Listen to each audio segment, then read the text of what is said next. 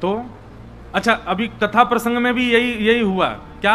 जैसे कर्दम ऋषि ने वरदान मांगा ना, सो ठाकुर जी के नेत्र बरसने लगे, ठाकुर जी के नेत्रों से आंसू आ गए। क्यों? भगवान बोले भाई दुनिया के लोग क्या क्या मांगते हैं कर्दम, लेकिन तेने एक कन्या मांगी, एक पत्नी मांगी, लेकिन कितने सुंदर भाव वाली मांगी। ये नहीं कह रहे हैं कि सुंदर मिले, ये नहीं कह रहे हैं कि स्वरूपवान मिले, ये कह रहे हैं मैं जितना भगत हूं उससे ज्यादा भगत मिले, ऐसी पत्नी दे दो। ठाकुर जी इस बात से प्रसन्न हो गए, और लग रहा है अभी भी प्रसन्न हो गए होंगे दोबारा सुन के। बस ज्यादा प्रसन्न मत है जाइयो, पता चली तालाब बन गए सब रो। क्योंकि यहां पर भी आगे यही प्रसंग है कि ठाकुर जी के जो आंखों से बिंदु निकला वो सरोवर बन गया, बिंदु सरोवर। तो भैया अनुकूल जीवन साथी मिले, ऐसी कामना ठाकुर जी से किया करो। और हमारा यह प्रवचन कदापि उन लोगों के लिए नहीं है जिनको ठाकुर जी से कोई मतलब नहीं है, क्योंकि वे लोग तो अपनी वाइफ्स मैच कर ही लेते हैं सब जगह। आजकल पता आपको, आप सबको पता ही है, मैं तो बस मंच से बोल रहा हूं, सब जानते हैं। आजकल बहुत विचित्र हो गया माहौल।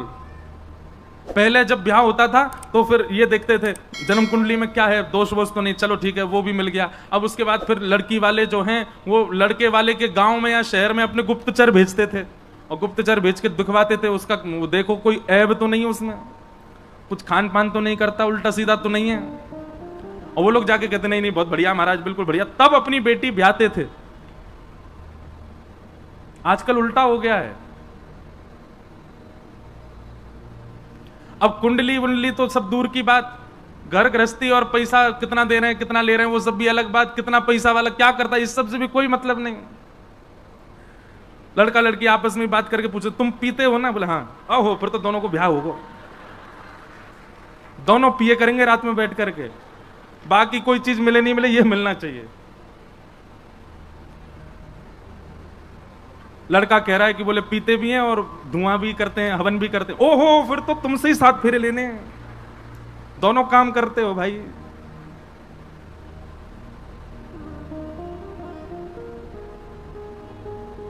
बहुत खतरनाक समय आ गया भैया।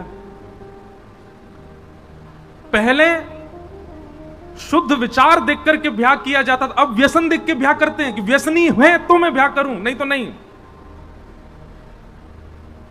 कई घर के बालक तो ब्याह ही नहीं कर रहे, बोले कि उसी से कराओ। क्यों? उसमें क्या भाई, उससे बढ़िया भी तो नहीं, वो कितना भी सुंदर कितना बढ़िया है, पीता तो है ही नहीं, वो तो काम तो करता ही नहीं, कैसे निभेगी इसके साथ? बहुत विचित्र हो गया माहौल। अभी सोचो, अभी तो घोर कलयुग आया नहीं है, तब क्या होगा, और विचित्र हो जाएगा। भैया हम फिर कह रहे हैं, ये मानव शरीर ठाकुर जी ने बहुत कृपा करके दिया है, और ब्रज में दिया है तो ये समझ लो कृपा लुटा करके दिया है। इस शरीर से ऐसा कुछ भी मत करो जिससे आपको भविष्य में चल करके बहुत ग्लानि हो कि हमने तन पाया लेकिन इसका कोई उपयोग नहीं किया। कर्दम ऋषि ने भगवान से प्रार्थना करते हुए कहा कि हे नाथ कृपा करो, मुझे ऐसी पत्नी दो जो मुझसे भी ज्यादा आपसे प्रेम करती हो। तब भगवान ने कहा, बोले चिंता मत कर दो कर्दम ऋषि, पृथ्वी पर प्रथम मानव जो है स्वयंभू मनु, उनकी पुत्री देवहूति, वो आपसे भी ज्यादा मुझसे प्रेम करती है, उससे आपका ब्याह होगा। कर्दम ऋषि बोले जय हो, धन्यवाद धन्यवाद प्रभु, आपकी बड़ी कृपा जो आपने मेरी बात सुनी। भगवान बोले रुको रुको एक बात सुनो। बोले क्या? ये वरदान तो तुमने मांगा, अब एक हम अपनी तरफ से एक्स्ट्रा दे रहे हैं। कर्दम ऋषि बोले क्या दे रहे हो? बोले तुमने वरदान मांगा कि भक्त पत्नी मिले, वो तुमको मिल जाएगी। अब हम अपनी तरफ से तुमको वरदान दे रहे हैं कि तुम्हारे यहां पुत्र बनकर के मैं ही आऊंगा, तुम्हारे यहां पुत्र के रूप में मेरा अवतरण होगा।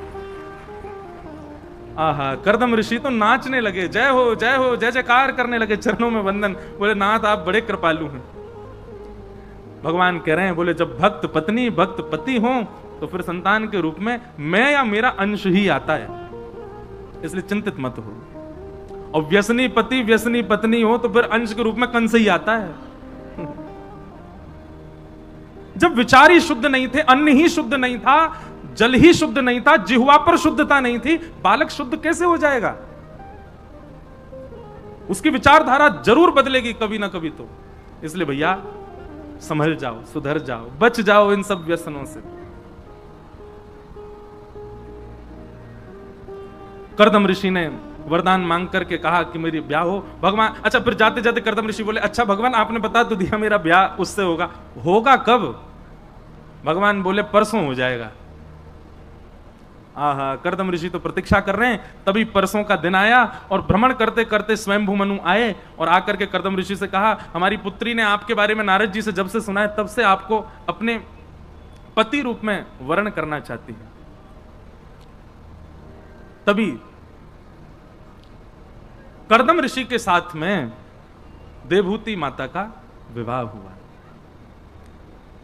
विवाह के उपरांत कर्दम ऋषि तपस्या में चले गए।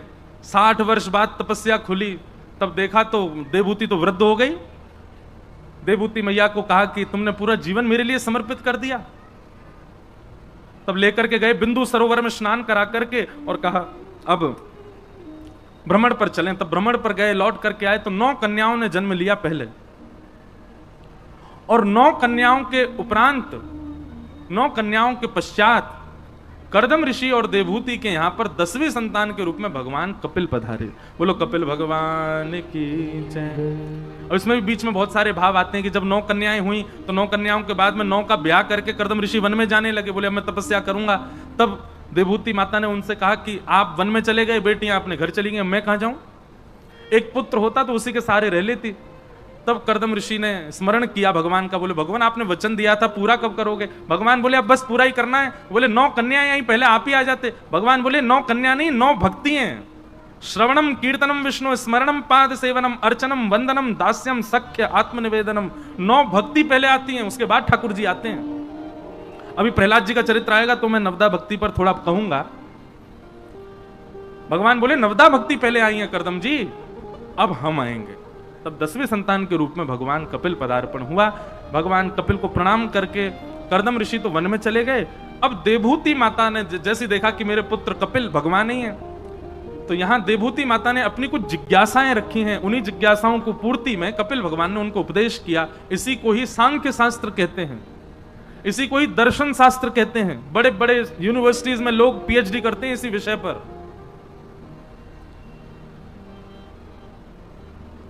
देवहूति माता सामने बैठ करके, भैया ये आगे से जाने वाले लोगों को थोड़ा कहो कि नीचे झुक के जाएं या फिर थोड़ा असहज होकर के जाया करें, हम तो पूरी कथा ही भूल जाते हैं। ऐसा लगा पता ना बीच में कोई मसानी रोड है, सब आ जा रहे हैं। थोड़ा ना एक ध्यान रखो। बोलो वृंदावन बिहारी लाल की जय। क्या बता रहा था मैं, कहां थे? हाँ, तो देवहूति माता सामने बैठी हैं और कर्दम ऋषि से उन्होंने कुछ प्रश्न किए। अब संपूर्ण प्रश्नावली तो नहीं कहेंगे, 1-2 प्रश्न बताते हैं। सबसे पहला प्रश्न देवहूति माता ने क्या किया? निर्वीणा नितराम भूमल असद इंद्रिय तर्षणात् येन संभाव्यमानेन प्रपन्नांधम तम प्रभु। नाथ, देवहूति माता प्रश्न कर रही हैं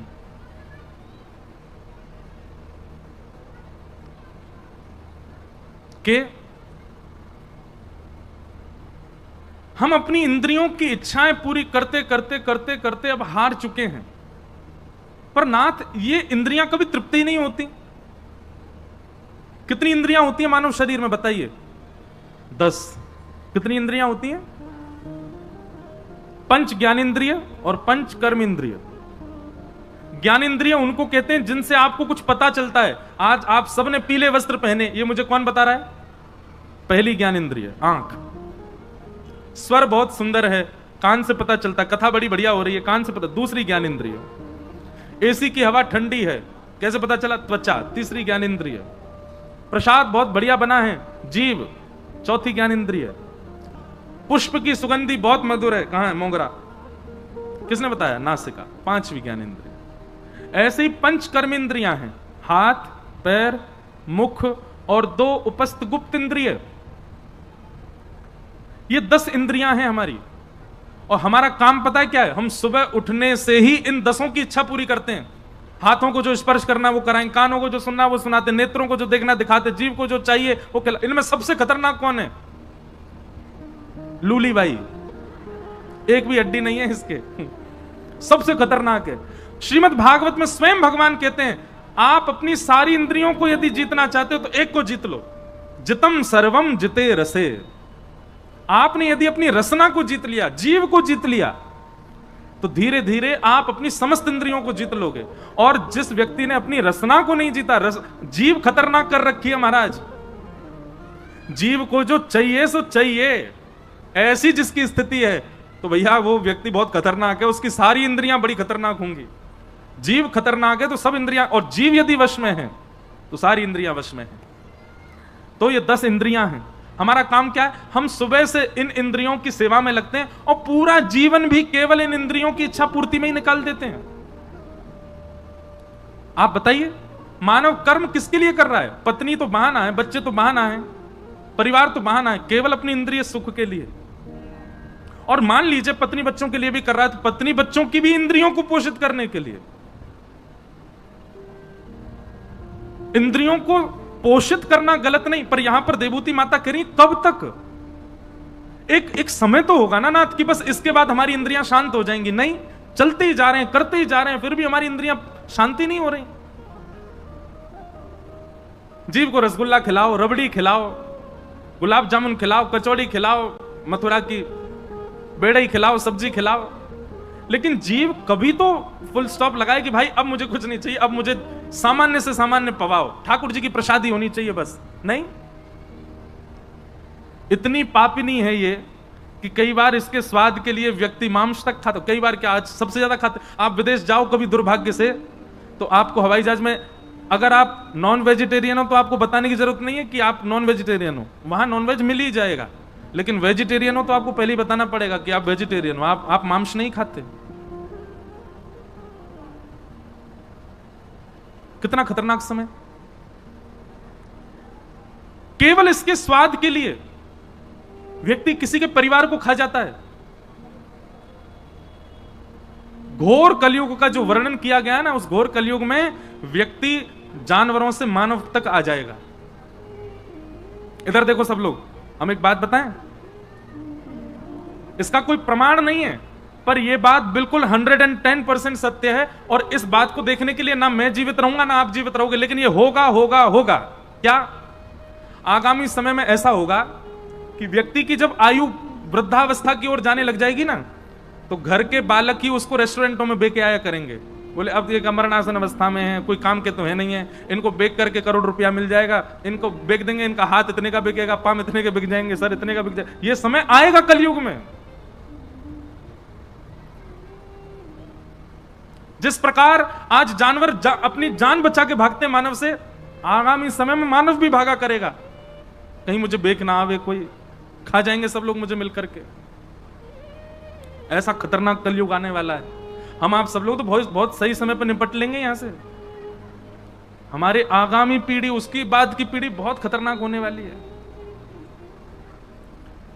तो देवभूति माता पूछ रही है कि नाथ, इन इंद्रियों की ठौर क्या है? इन इंद्रियों को कैसे शांत किया जाए? इन इंद्रियों को कैसे अपने वश में किया जाए? इसका कोई उपाय बताइए। ये इंद्रियां मानती नहीं है, रोज इनकी इच्छा प्रकट होती है। तब भगवान उत्तर देते हुए कहते हैं, बहुत ध्यान से सुनना। चेत खलवस्य बंधाय रतम वा पुंसि मुक्तये गुणेषु सक्तं बंधाय रतम वा पुंसि मुक्तये। चेता खलवस्य बंधाय मुक्तये चात्मनो मतम गुणेषु सक्तं बंधाय रतम वा पुंसि मुक्तये। भगवान कह रहे हैं, मैया इंद्रियों को दोष मत दीजिए। ये आंख, ये नाक, ये जीव, कान, हाथ, पैर, इनको दोष मत दीजिए। ये असद नहीं है, ये गलत नहीं है। तो फिर बोले जीव तो वही खाएगी जो आप खिला दोगे।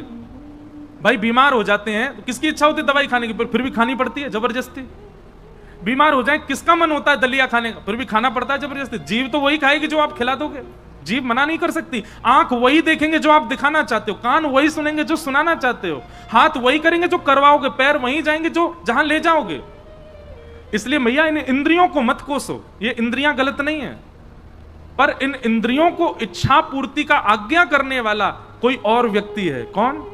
मन, चित्त। भैया वो मन खराब है, इंद्रियां खराब नहीं है। अरे इन्हीं भुजाओं से करताल बजाकर के मीराबाई ने मेरी प्राप्ति की, इन्हीं चरणों से प्रदक्षिणा करते हुए कुम्भनदास जी ने मेरे दर्शन किए, इसी वाणी से गा गा करके सूरदास ने मुझे रिझाया है, इन्हीं हाथों से लिख करके मानस जी की रचना गोस्वामी तुलसीदास करते हैं। ये इंद्रियां असद कैसे हो सकती हैं? ये तो भगवत प्राप्ति का कारण है। असद इंद्रियां नहीं है, असद मन है। और मन को वश में करने का एक ही उपाय है, क्या? मन की संगति। मन कैसे लोगों के संग रहता है, कैसे लोगों के संग बैठता है, कैसे लोगों को सुनता है, कैसे लोगों का आचरण देखता है, मन जैसी संगति में रहेगा मन वैसा होता चला जाएगा। इसलिए भैया इंद्रियों को सुधारना है तो मन को सुधारो, और मन को सुधारना है तो अपनी संगति वातावरण सुधारो।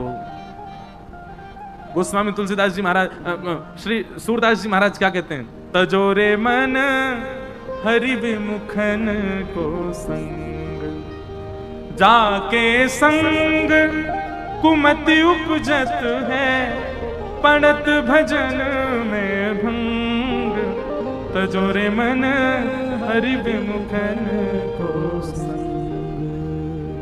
हमारे पूज्य श्री बरसाने वाले विनोद बिहारी दास बाबा गाते हैं, हे मुझे दुनिया से नहीं कोई काम, मुझे दुनिया से नहीं कोई। अच्छा एक बात बताओ, हमारे बरसाने वाले विनोद बाबा के दर्शन कौन कौन ने किए? हाथ ऊपर करो। अरे भैया ऐसा मत करो।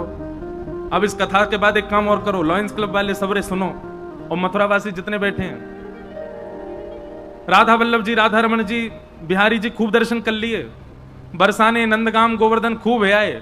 अब जरूरत ना है बार बार जावे की। अब तो भैया हमारे यहाँ धाम में, हमारे तीर्थ में, हमारे ब्रजमंडल में जितने संत हैं उनके दर्शन करो, उनके यहाँ जा करके प्रणाम करो।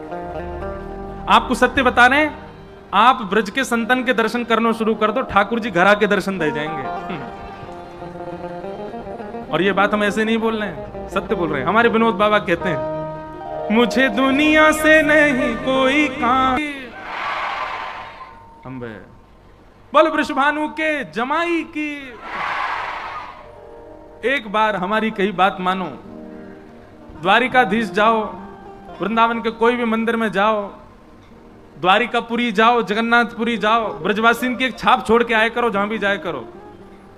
जगन्नाथपुरी में दुनिया कह रही होगी जगन्नाथ भगवान की जय, महाप्रभु की जय। जब सब शांत है जाए तब जोरते बोलियो वृषभानु के जमाई की जय। महाराज जगन्नाथ भगवान एक बार को देखेंगे जरूर, कौन सा बोलो ये इतने में, ये अलग सो कौन सा बोल के गए हो? हम तो बोले हर मंदिर में जहां भी जाएं, और द्वारिका में जब जामे ना, वहां के पुजारी जी तो हमसे कहें जय वाली जय मत लगाए करो। मैंने कहा क्यों? अरे रुक्मणी जी आदि सब पत्नियां बैठी रूठ जाएंगी ठाकुर जी से। मैंने बढ़िया रूठ जाएंगी तो लड़ाई हो जाएगी तो लाला वापस तो आ जाएगा वृंदावन। आनंद की बात है। तो हम किस विषय पर चर्चा कर रहे थे कि ठाकुर जी कह रहे हैं मैया इंद्रियां दूषित नहीं है, इंद्रियों को चलाने वाला मन दूषित, और उस मन को यदि अपने वश में करना है, मन को यदि सुधारना है तो एक ही उपाय है जो हम अभी गा रहे थे। क्या?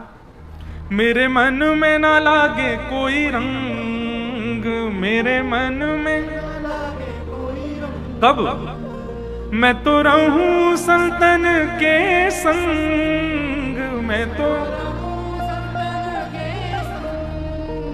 संतों के संग। मन को सुधारने का केवल एक ही तरीका है, सत्संग करो, संतों का संग करो। अब आपका प्रश्न है कि महाराज संत किसे कहते हैं? संत की परिभाषा क्या है? पीरे कपड़ा वारे, जटा जूट वारे, त्रिपुंड या उर्धपुंड वारे, लंबी लंबी दाढ़ीन वारे, खड़ाऊ पहन करके खट्ट खट्ट चले, हाथ में कमंडल लिए, यही संत हैं? नहीं। अगर यही संत की पहचान होती तो फिर ऐसे ही रूप में रावण गया था सीता जी का हरण करने। स्वरूपधारी संत नहीं, वास्तविक संत। और वास्तविक भाव में जो हैं, ध्यान से सुनो,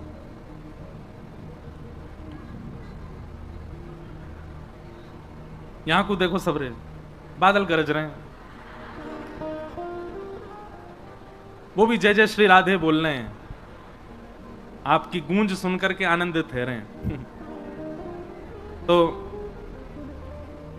संतों की परिभाषा क्या है? तब भगवान पंच गुण बताते हैं, ये 5 लक्षण जिसमें हो वही संत है। तितिक्षवः कारुणिका श्रुहृदः सर्वदेहिना अजात शत्रव शांता साधव साधुभूषणात्। सबसे पहला लक्षण संत का क्या है? बहुत ध्यानपूर्वक सुनो। अगर ये 5 लक्षण जीन्स पहनने वाले में है तो वो भी संत है, ये 5 लक्षण सूट बूट पहनने वाले में है तो वो भी संत है। पहला लक्षण तितिक्षव, यानी कि सहनशीलता। कुछ हो जाए लेकिन उसका पारा हाई ना हो, सहन करे, जो सहना जानता हो। सहनशीलता का गुण जिसके अंदर है वही संत है। हम आप सब लोग हैं सहनशील? बिल्कुल नहीं, कदापि नहीं, और होना भी नहीं चाहते। पर संत का प्रथम लक्षण है कि वो सहता है, सहनशील है। संत का दूसरा लक्षण क्या है? कारुणिका, करुणा, यानी कि दया से भरा हुआ होगा। कोई बेचारा झूठे को आकर के भी उसको कह दे, अरे भैया मेरे घर में तो ऐसा, तो महाराज ऐसा हो जाता हो, बिल्कुल दयालु, अरे अरे इसके घर में दुनिया कह रही, अरे ये नाटक कर रहा है, इस पे मत जाओ, नहीं नहीं नहीं, ये तो सत्य कह रहा है। इतना दया जिसके चित्त में भरा हो, ये दूसरा संत का लक्षण है। सहनशीलता, दया। और संत का तीसरा लक्षण क्या है? श्रुहृदः।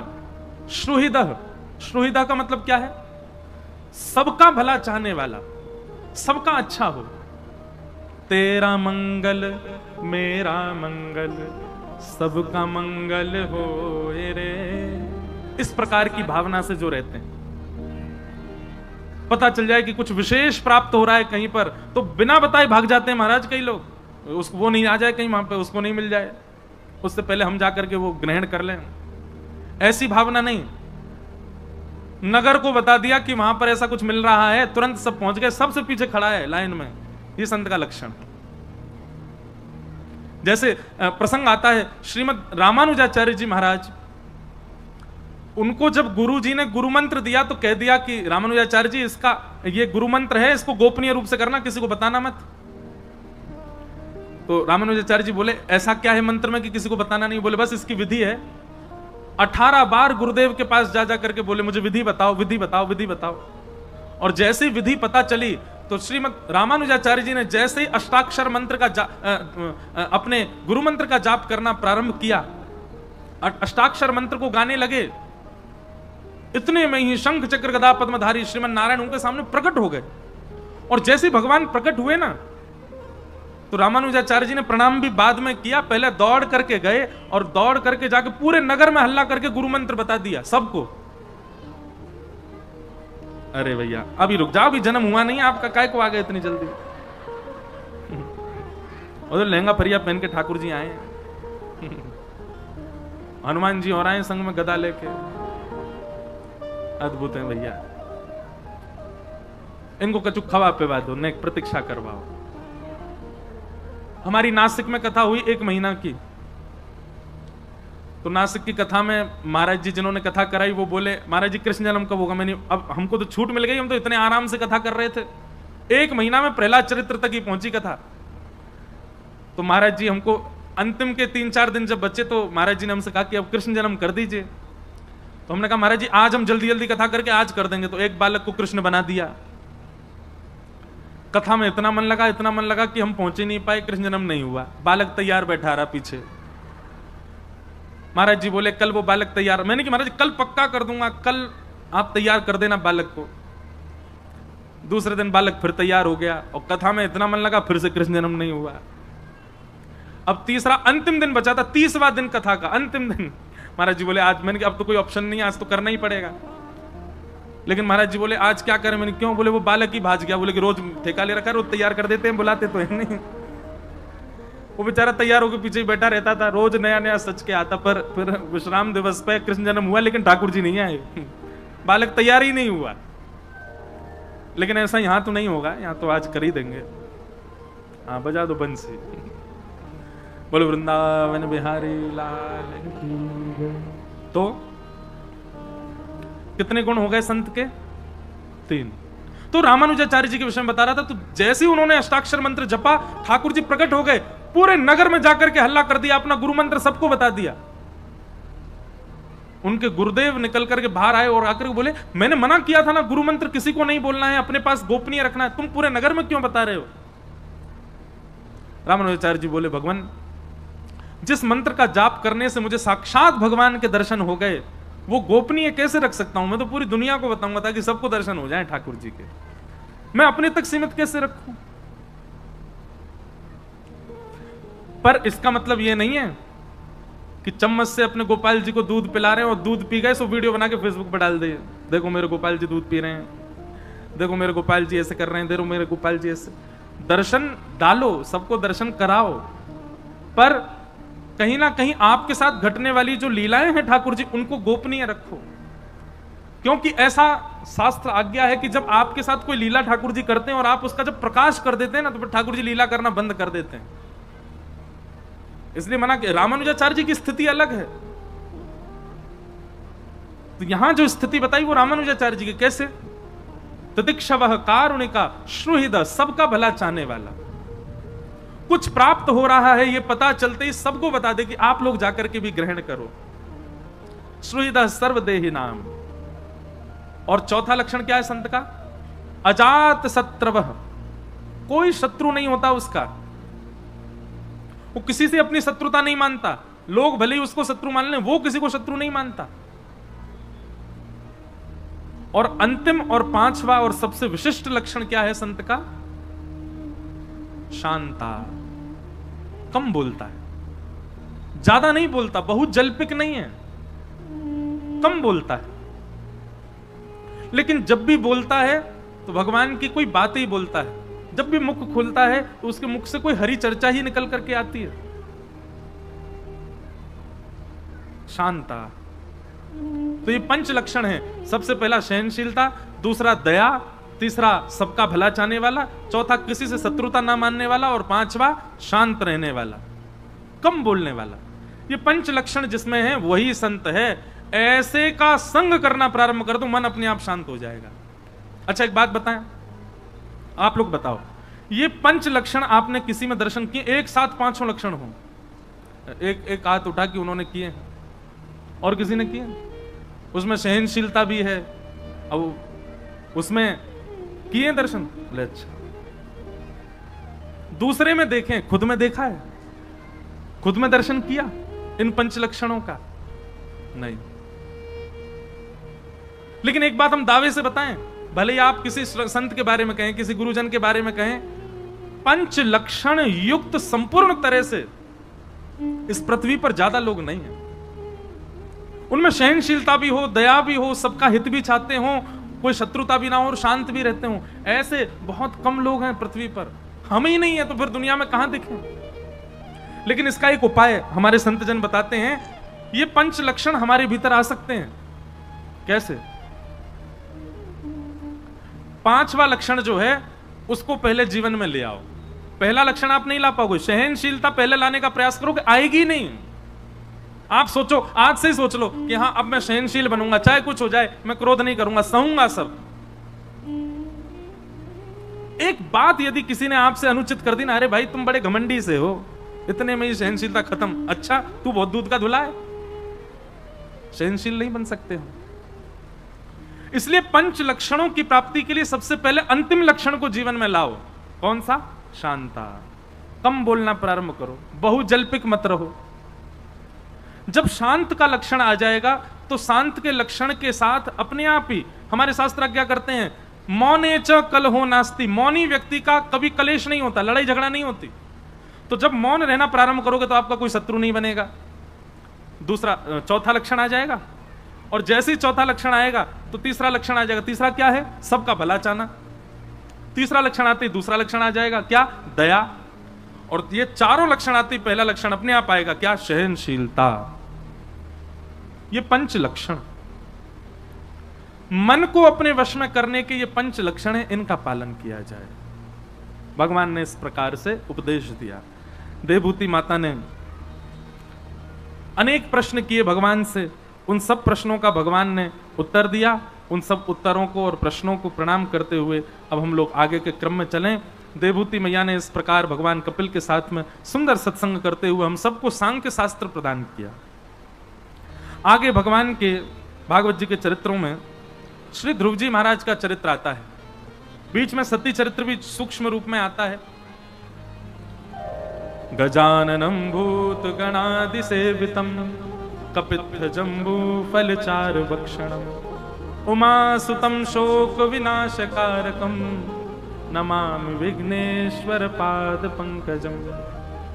ऐसे गणेश जी का भी स्तवन भागवत जी में 1-2 बार आता है। बंधुओं, गणेश जी कैसे हैं? बोले उमा सुतम शोक विनाश कारकम। उमा यानी कि पार्वती, पार्वती के शोक को नाश जिन्होंने किया, ऐसे श्री गणेश जी। एक बार की बात है, बहुत सुंदर प्रसंग है, ध्यान पूर्वक सुनो। मां पार्वती जी ने कुछ ब्राह्मणों को अपने यहां भोजन पर बुलाया और भोजन करने के बाद में ब्राह्मणों से कहा, आप जो मांगे हमसे दीक्षा के रूप में मांग लीजिए, हमसे दक्षिणा के रूप में मांग लीजिए। आप जो मांगेंगे हम आपको दक्षिणा के रूप में प्रदान करेंगे। ब्राह्मणों ने सबने आपस में बात की, बोले बहुत बढ़िया समय, आज दक्षिणा मांग ही लो। सब ब्राह्मण गए पार्वती मैया से, बोले हम जो मांगेंगे हमको दक्षिणा में दोगी आप? बोले दे देंगे। बोले आपके जो पतिदेव हैं साक्षात देवादिदेव महादेव, उन्हीं को ही दक्षिणा में दे दो हमको। वैष्णवानाम यथा संभव, वैष्णवों के सर्वधन महादेव हैं, महादेव को दक्षिणा में मांग लिया। अब तो पार्वती जी घबरा गई, क्योंकि ब्राह्मणों ने मुंह करके कुछ दक्षिणा मांगी, नहीं देंगे तो फिर कैसे काम चले। पार्वती जी बोली, हम तो पतिव्रता नारी, महादेव के बगैर एक क्षण नहीं रहती, और ये सब हमसे महादेव को ही मांग रहे हैं। शोकाकुल पार्वती जी बैठी थी।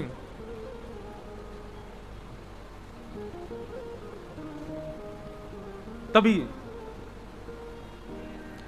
शोकाकुल पार्वती जी बैठी थी, तभी वहां पर गणेश जी आए और गणेश जी आकर के बोले, मैया क्या हुआ, आप इतनी उदास क्यों बैठी हो? तो उन्होंने पूरी बात बताई। बोले ब्राह्मणों ने सबने हमसे दक्षिणा के रूप में आपके पिताजी मांग लिए हैं, अब क्या करें, ब्राह्मणों ने जो मांगा वो देना पड़ेगा, क्योंकि हमने ही कहा था कि मुंह मांगी दक्षिणा देंगे, महादेव को कैसे प्रदान करें। तब गणेश जी ने अपनी बुद्धि का प्रयोग करते हुए मैया से कहा, मैया एक बात सुनो, ब्राह्मणों को जब दक्षिणा दी जाती है, दक्षिणा के बाद क्या करते हैं? और दक्षिणा के बाद दक्षिणा देकर प्रणाम करते हैं, और जब प्रणाम करते हैं तो फिर ब्राह्मण आशीर्वाद देते हैं। बोले हाँ आशीर्वाद देते हैं। तो बोले जैसे आपने ब्राह्मणों से कहा कि मुंह मांगी दक्षिणा मांगो, ऐसे ही आप ब्राह्मणों से जाके कहो कि आपकी मुंह मांगी दक्षिणा हम देंगे, लेकिन मुंह मांगा आशीर्वाद हमको प्रदान करना। पार्वती जी बोली, तो फिर? बोले जैसे ही आप जाना, पिताजी का हाथ पकड़ करके ब्राह्मणों के हाथ में देके कहना, ये लो दक्षिणा, अब हमको मुंह मांगा आशीर्वाद दो।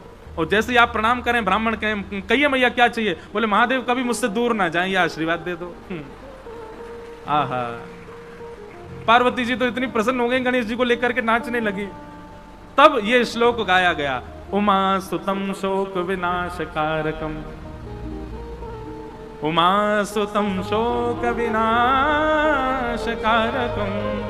नमामि विघ्नेश्वर पाद पंकजम।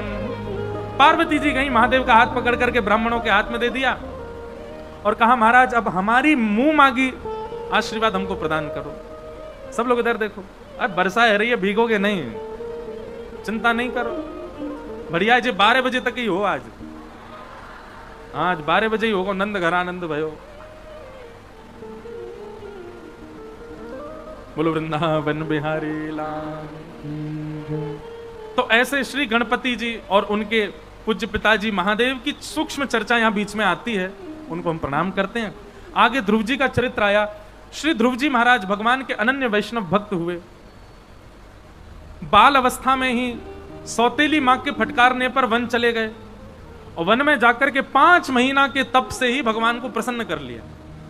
5 महीना के तप के बाद भगवान प्रकट हुए। प्रकट होकर के भगवान ने उनको वरदान मांगने को कहा। तब ध्रुव जी महाराज कुछ बोले नहीं। तब भगवान ने अपने शंख का स्पर्श कराया। शंख स्पर्श कराते ही ध्रुव जी को संपूर्ण वेद वेदांतों का ज्ञान हो गया और ध्रुव जी ने भगवान की स्तुति गाई। क्या स्तुति गाते हैं? योऽन्तः प्रविश्य मम वाचमिमां प्रसूप्तां संजीवयत्यखिल शक्तिधर स्वधाम्ना अन्यांश्च हस्तचरण श्रवण त्वगादीन् प्राणान् नमो भगवते पुरुषाय तुभ्यम्।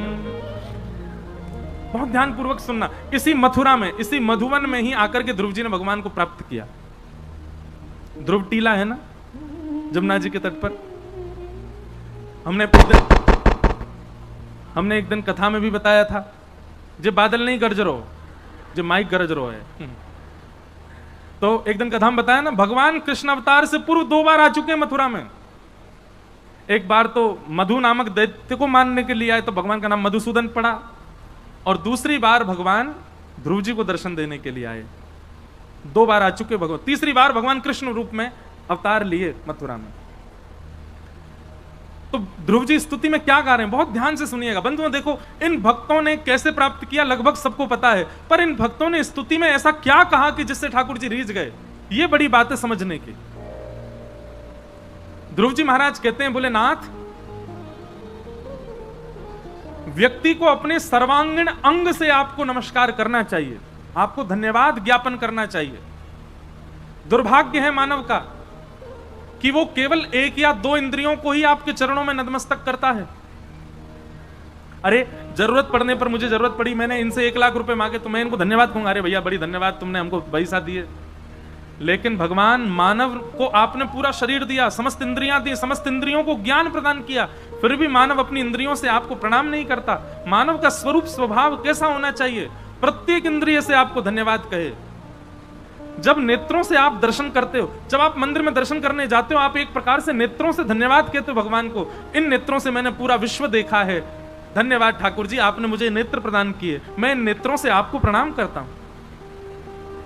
जब हम कहते हैं कि कीर्तन में गाओ, तो जब आप गाते हैं तो अपनी जिह्वा से ठाकुर जी को प्रणाम करते हैं, धन्यवाद कहते हैं कि इस जीव से मैंने दुनिया को बोल बोल करके रिझाया, पर आपका नाम गा करके अब मैं अपनी इस जीव को कृतकृत्य कर रहा हूं।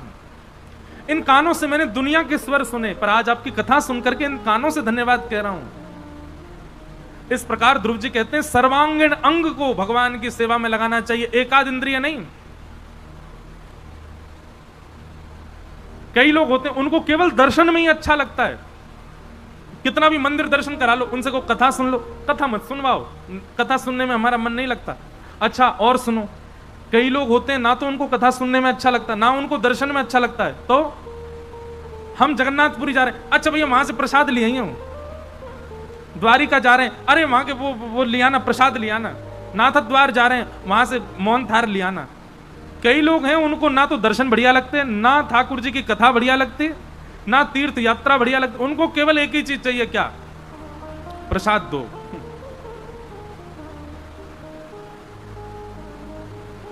ठाकुर जी लगेगा जो ज्यादा ही प्रसन्न है गए दिखे हैं आज। पता चली बधाई के रूप में ठाकुर जी ने जमुना जी प्रकट कर दी यहीं पे।